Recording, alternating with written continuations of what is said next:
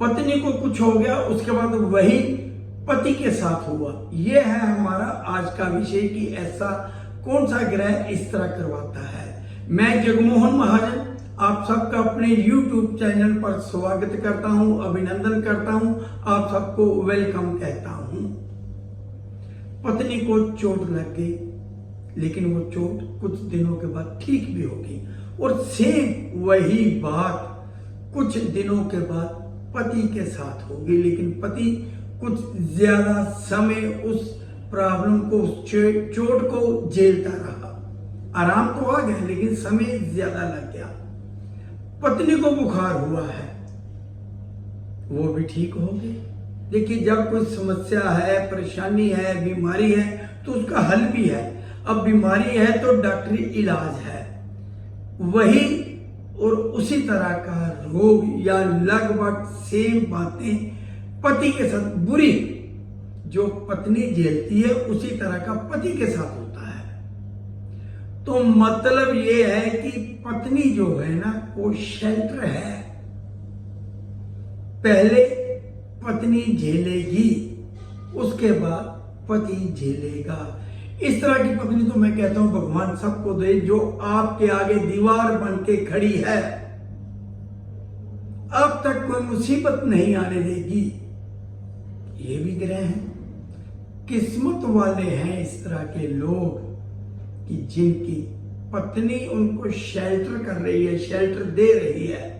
वो एक दीवार बन के खड़ी है कि कोई मुसीबत मेरे पति तक ना आए, पति तक कोई मुसीबत ना पहुंचे, मेरे पति का कोई बाल बांका ना कर सके। जब तक पत्नी है, पहले कोई दुख, तकलीफ, समस्या पत्नी झेलेगी, उसके बाद पति को प्रॉब्लम आ सकती है सेम। अदरवाइज ये समझिए कि पत्नी ने ही झेल ली। तो ऐसे लोगों की, ऐसे ग्रह वालों की पत्नी हमेशा बीमार रहती है, सेहत ठीक नहीं रहती। वही वजह तो यही है ना कि पति पर आंच ना आए, वो आगे दीवार बन के खड़ी है। तो पत्नी का ठीक ना रहना किस ग्रह के लिए ये लिखा गया है, पत्नी का ठीक ना रहना, लेकिन वजह मैंने आपको बता दी। ये हर ग्रह के साथ नहीं है, पत्नी कई वजह से बीमार रह सकती है, लेकिन जिन व्यक्तियों का शुक्र ग्रह खाना नंबर 12 12th हाउस द्वादश भाव में शुक्र होगा, ऐसे व्यक्तियों की पत्नी पहले मुसीबत झेलेगी, पति को बाद में वही समस्या आएगी। अब पत्नी बीमार रहती है, पत्नी बीमार रहती है, पति ठीक है, क्योंकि जो बुखार का हमला है, अटैक है, पति पर होना था, लेकिन वो आगे दीवार बन के खड़ी है, उसने झेल लिया। तो क्या पत्नी को ठीक नहीं रहना चाहिए? रहना चाहिए। वजह यही है क्योंकि वो शेल्टर कर रही है आपको, आप तक किसी मुसीबत को नहीं पहुंचने दे रही, पति तक कोई मुसीबत नहीं पहुंचने दे रही। तब ऐसी हालत में एक उपाय बहुत काम आता है। अब पति को भी चाहिए ना पत्नी ठीक रहे, तो पति क्या करे?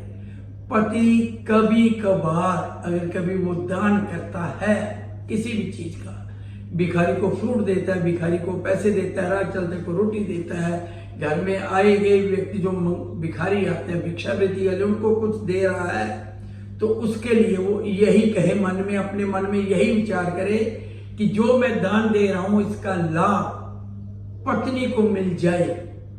अर्थात पत्नी के दान नाम पर, पत्नी के नाम पर कुछ ना कुछ दान करते रहना, पत्नी की सेहत ठीक रखी। आप दोनों एक दूसरे की सहायता कर सकते हैं। पत्नी खुद बीमारी झेलकर, खुद मुसीबत झेलकर आपको मुसीबतों से बचा रही है, आप जो दान दे रहे हैं उसका लाभ पत्नी को मिले, तो देखिए पति और पत्नी दोनों ठीक रहना शुरू हो जाएंगे।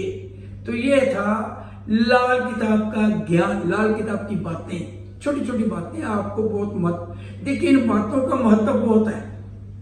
अब शुक्र खाना नंबर 12 वाले को चाहिए कि वो पत्नी के नाम से दान करता रहे। सिंपल सी बात है। ऐसा करने से दोनों ठीक रहेंगे। तो दोस्तों, आज का टॉपिक थोड़ा छोटा सा, छोटी बात थी।